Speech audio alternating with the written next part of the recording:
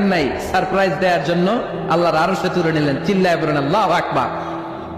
ফাতারদা, বিশ্বনবী খুশি হয়ে গেলেন। যেখানে বিশ্বনবীর মন খারাপ, বিশ্বনবীর মন ভালো করে দেওয়ার দায়িত্ব কার?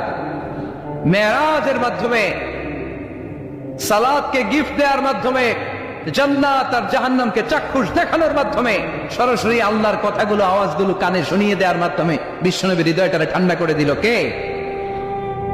এরপরে দেখেন কি করে রব্বুল আলামিন বিশ্বনবীরে খুশি করে। মক্কার জমিনে আর থাকতে পারে না, বিশ্বনবী যেখানেই থাকুক, যেখানেই যাবে, ওখানেই মুহাম্মদ রে মার।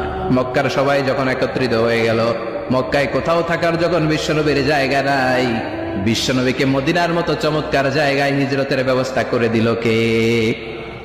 ফাতারদা ওয়ালা সাউফা ইউতিকা রাব্বুকা, অচিরে আপনার রব এমন এমন সুব্যবস্থা করে দিবে, এমন এমন বিষয় আপনার জীবনে এনে দিবে, আপনার জীবনটা ঠান্ডা হয়ে যাবে।